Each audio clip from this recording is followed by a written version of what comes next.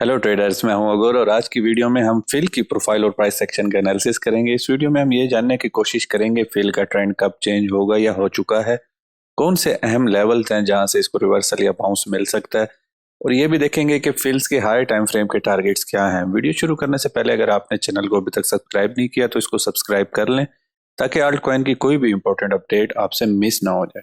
Traders, अगर fill की बात की जाए तो इसने 2021 में बहुत अच्छा परफॉर्म किया था और इसका जो एटीएच था वो तकरीबन 238 के पास था और उसके बाद मुसलसल ही इसके अंदर ड्रॉप आया जिस तरह से हम बेयर मार्केट के अंदर एंटर हुए। लेकिन यहाँ पे एक चीज नोट करने वाली है कि ये काफी अरसा कंसोलिडेट करता रहा, साइडवेज रहा। यहाँ पे काफी अरसा लोगों ने इसको बाय करके अकोमुलेट किया और ये फर्स्ट टाइम है जब निकलने की कोशिश कर रहा है। हायर टाइम फ्रेम पे मैं आपको सिंपल सी बात यही कहूंगा कि अगर इसकी कंफर्मेशन देखनी है कि हाँ भाई अभी इसके ऊपर की तैयारी हो चुकी है तो इसको ये वाली जो इसकी हाई है जो इसने second of the second month of the 2023 में जो ये इसने बनाई थी इसको ब्रेक करने दे। $9 की या $9.4 की जो है इससे ऊपर एक हाई बनाने दें और उसके बाद रिट्रेसमेंट के लिए आने दें तो आपके लिए बेहतर है। लेकिन यहाँ पे अगर इसकी प्रोफाइल की बात की जाए, ट्रेडर्स अगर इसकी प्रोफाइल की बात की जाए, फिल की जो 2021 के अंदर इसकी प्रोफाइल थी उसकी जो रेंज लो थी वो इसकी $39.2 थी और रेंज हाई थी वो 91.98 थी, यानी कि इससे ऊपर। और ये जो नीचे वैल्यू एरिया लो है इसका वो $39 का था। अब यहाँ पे हुआ ऐसे है कि जैसे ही अब हम यहाँ से निकलेंगे और फिल ने परफॉर्म करना है तो ये वाली रेंज बहुत इंपॉर्टेंट होने वाली है। यानी कि ये हमें देखना होगा कि 2021 की रेंज के अंदर क्या हम वापस आ सकते हैं। तो इसका एक इंडिकेशन होगा कि अगर तो हमें रेंज के अंदर एक्सेप्टेंस मिल गई और इंटर होने दिया और इसके बाद हमें सपोर्ट बन गई तो हम पीओसी की तरफ जाएंगे। यानी कि 39 ने अगर हमें सपोर्ट किया तो फिर हम जाएंगे 62 की तरफ। और अगर यहाँ से रिजेक्शन मिल गई तो दोबारा इसको टेस्ट करने के लिए भी आ सकते हैं या जो भी यहाँ पे लोकल स्ट्रक्चर बना होगा उसको टेस्ट कर सकते हैं। लेकिन जरूरी ये है कि ऊपर अगर इसने 91 पे जाना है तो इसको रेंज पीओसी को सपोर्ट बनाना पड़ेगा, फिर उसके बाद इसके ऊपर की तैयारी हो जाएगी। अदरवाइज ये सीन भी हो सकता है कि हमें रेंज पीओसी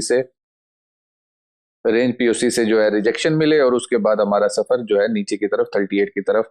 इसको ये जो ओल्ड सपोर्ट थी यहाँ पे इसको जो ये वाला एरिया था जहाँ पे इसको मल्टीपल विक्स मिली थी ये वाले एरिया से इसको सपोर्ट दोबारा से मिल सकती है। तो यहाँ पे इसको टेस्ट करने के लिए भी आ जाए। ये दो सिनेरियो हैं लेकिन ये काफी लॉन्ग टर्म की बात है, काफी दूर की बात है। उससे पहले जो इसके पास रेजिस्टेंस है वो एक यहाँ पे रेंज है 16.8 और 19 और 22 की। इस रेंज का जो वी एल है वो 16.8 है।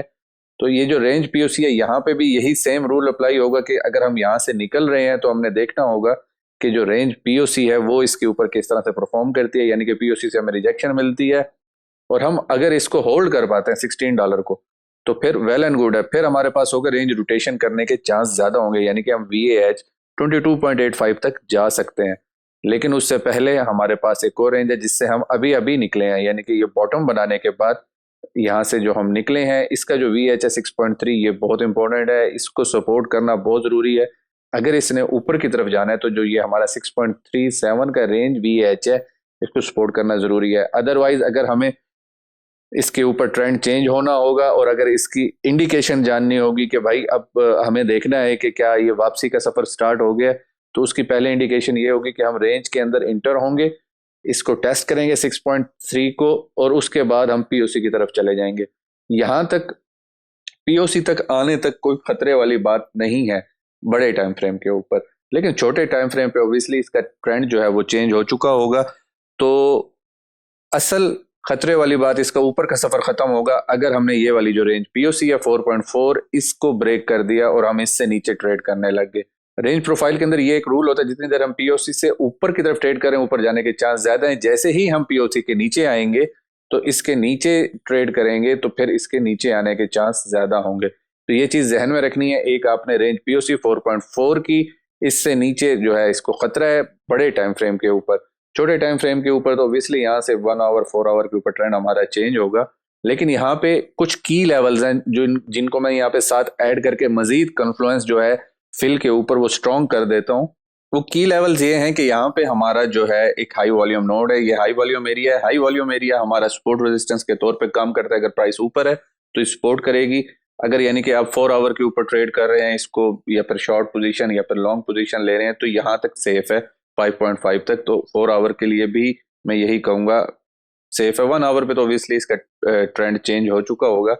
और रेंज पीओसी जो है इसकी काफी इंपॉर्टेंट होने वाली है, ये इसको लूज नहीं करनी चाहिए। फिल को नीचे एक स्विंग फेलियर पैटर्न पड़ा है, वो बहुत नीचे की बात है। और अगर इसके हम बात करें एक्सटेंशंस की, तो एक्सटेंशंस में हमारे पास अभी जो रिजेक्शन मिली है वो 1.5 से मिली है, और उसके बाद जो 2 की एक्सटेंशन है हमारी, उसका हमारी ओल्ड रेजिस्टेंस जो है वो उसके साथ अलाइन हो रही है। यानी कि ओल्ड रेजिस्टेंस ये एक हाई पड़ा है और एक ये हाई पड़ा है, यहाँ से भी हमें रिजेक्शन देखने को मिली थी, तो ये इसके साथ अलाइन हो रही है। बीच में $3 का एक 3 की एक्सटेंशन है जो कि $12 के ऊपर है, वो भी इस वीक के साथ और इस पुरानी हमारी स्ट्रक्चर की साथ अलाइन हो रही है। तो ये $12 को भी आपने देखना है, क्योंकि ये मैं हाई टाइम फ्रेम पे बात कर रहा हूँ, तो इस वजह से हाई टाइम फ्रेम पे इसको देखेंगे। और उसके बाद जो हमारा 4.764 की एक्सटेंशन है वो तकरीबन रेंज BL के पास आ रही है जो 16.8 है।